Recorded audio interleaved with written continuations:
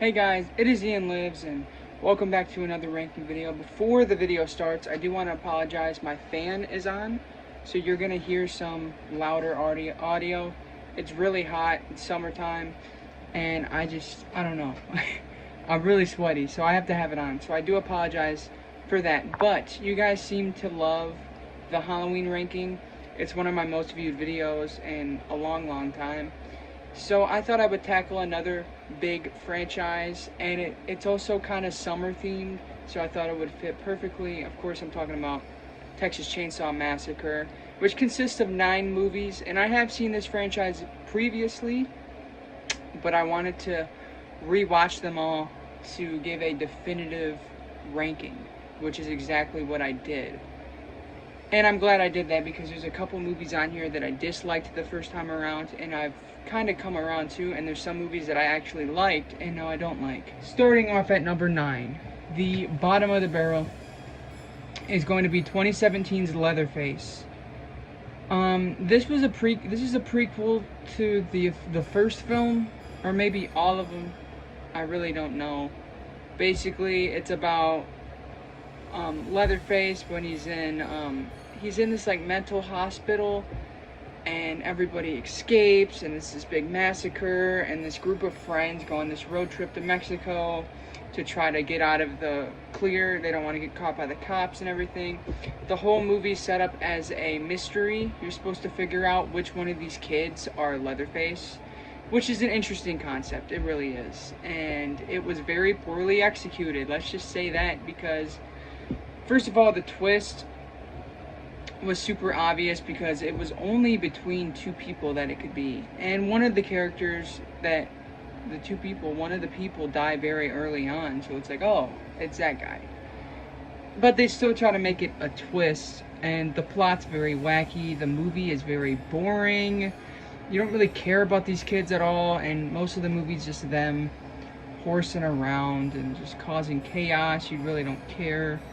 The cinematography is good. Some of the gore is good. It's not the best gore in the franchise by any means, but not much else to say about Leatherface. It's not a very interesting movie to me. I've never cared for it. I'm just not a fan of Leatherface at all. Number 8 is going to be the reboot or requel that came out a couple years ago on Netflix. Now, this is one of those ones, I actually did enjoy this when I first watched it. On rewatch, I didn't like it all that much. Now, it is super annoying. It is a very obnoxious. It's like what old people think Gen Z people are like. It's like people talk in ways that people don't actually talk. Like, you're gonna get canceled, bro. And the guy says that in front of Leatherface. Like, come on. The characters are not interesting. The plot is very weak, where these people are buying and renovating this town or whatever, and I don't really care. They bring back Sally, which, to be honest, is one of the most laughable things ever. It's probably the worst use of a legacy character ever. It feels like they're making fun of Halloween 2018, which they might be, honestly. But Sally comes back, she's got guns and everything, and she's like, ah. And I don't want to spoil anything, but let's just say that doesn't go very far, and it just felt very pointless. Like, what was the point of her character? She didn't do shit. She just kind of showed up and was like, I'm Sally from the first movie, remember me? The only redeeming factor is the gore. Amazing kill scenes in here. Like, actually really good gore, really good effects.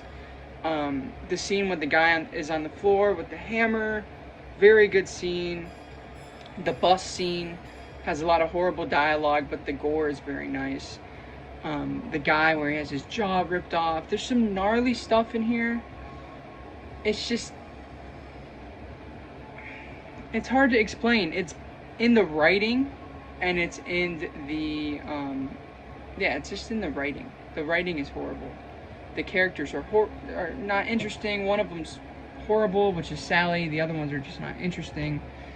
And then Leatherface is cool in here. He's kind of intimidating, but not super intimidating. I'm failing to say more stuff about this movie. But yeah, number 8 is Texas Chainsaw Massacre 2022. Number 7 is going to be Texas Chainsaw Massacre The Next Generation. Now this is the one with Renee Zellweger and Matthew McConaughey. Before they got super popular, they actually recorded the movie before those two people were big stars, and they had a feeling that they were going to be big stars, so they held on the movie until those people blew up, and then they released the movie.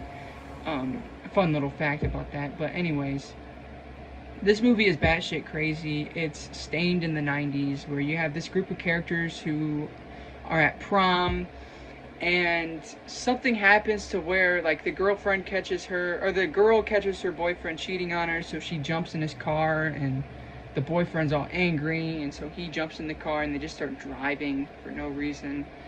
And it turns out there's two other people in the backseat, Renee Zellweger and her boyfriend, and they get in a car accident, and this other guy gets hurt, so they go to get help, and the help happens to be this new reimagining of the Sawyer family. I'm not sure if they had a last name in this one.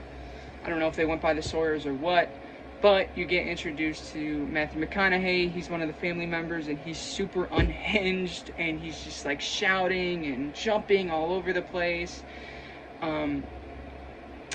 And the other family members, I honestly can't even remember them because they're kind of forgettable. I don't know. This movie is crazy. The final act is stupid. It's like, it's daytime.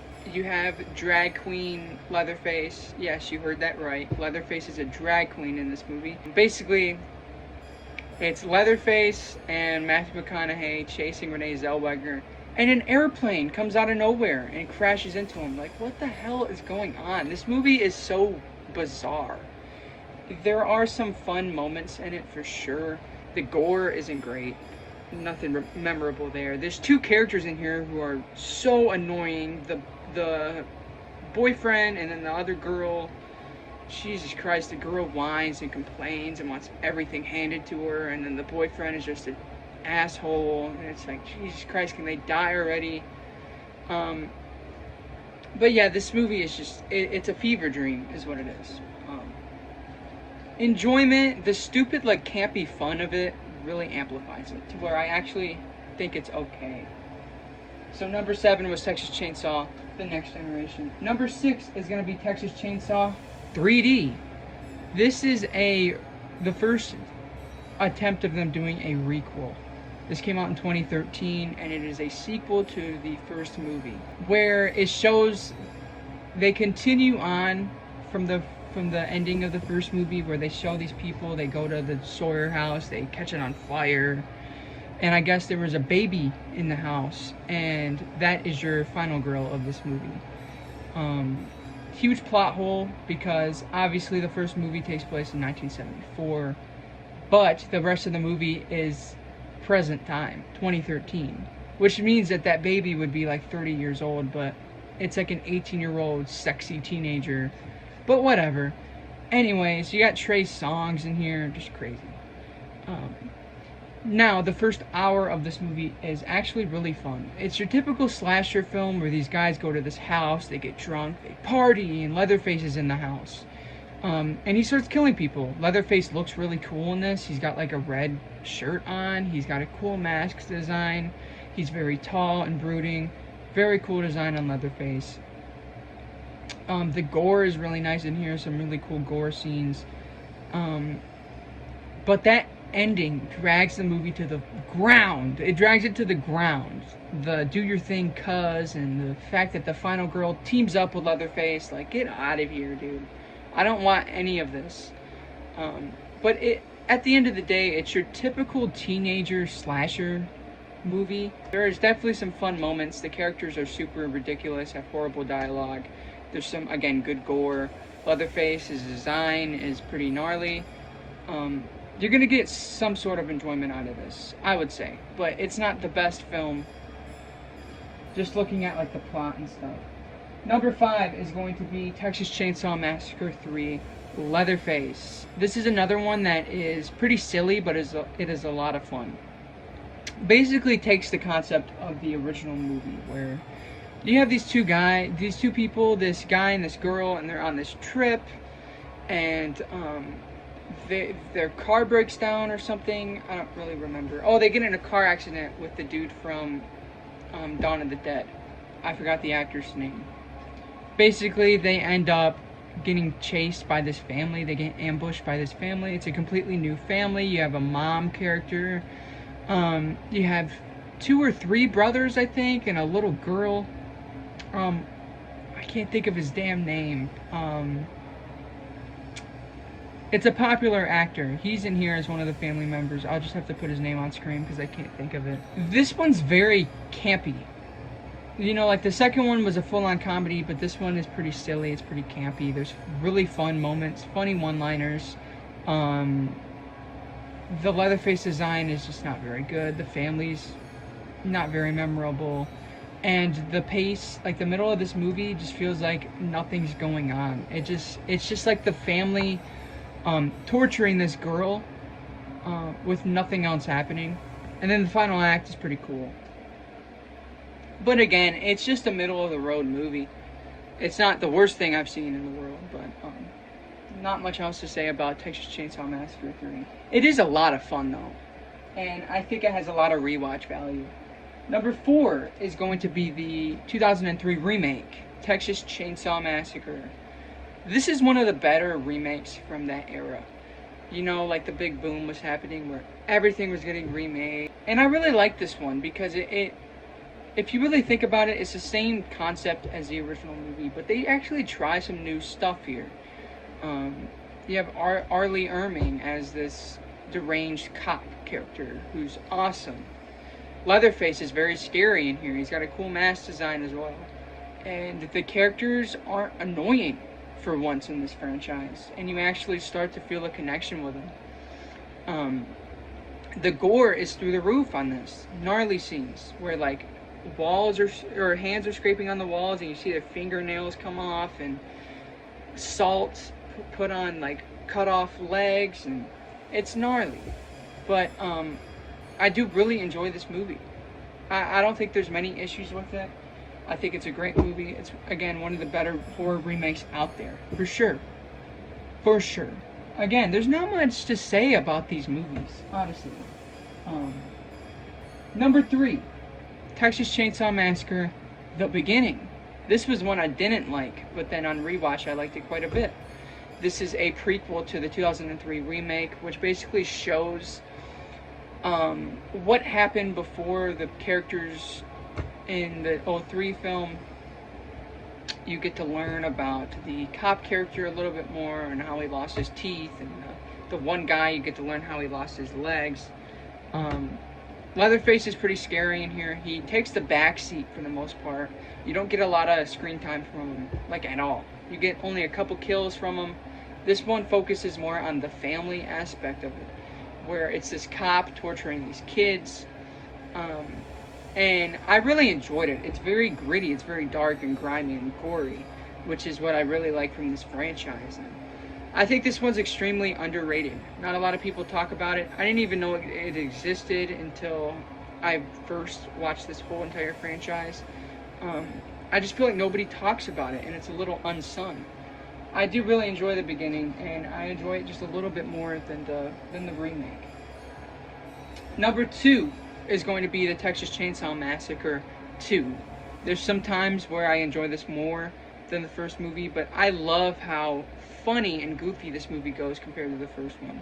The first one is known as like the scariest movie of all time, and it was always like the movie that your parents never let you watch.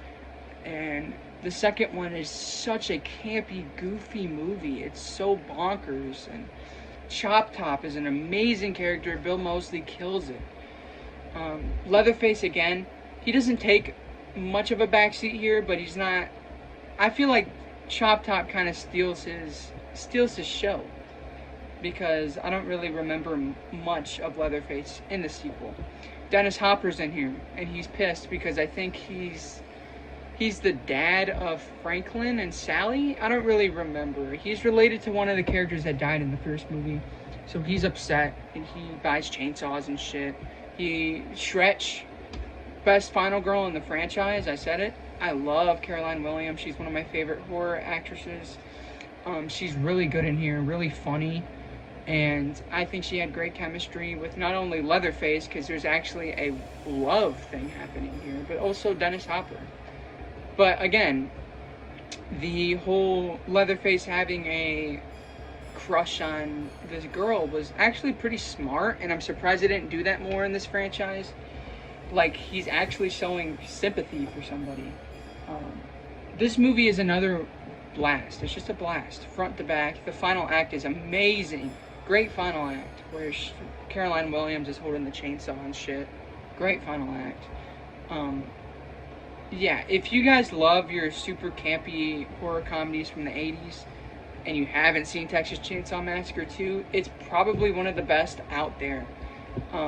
Honestly, it's so much fun. I just can't get over it. And then, obviously, we all know the best one, number one, is going to be the original Texas Chainsaw Massacre.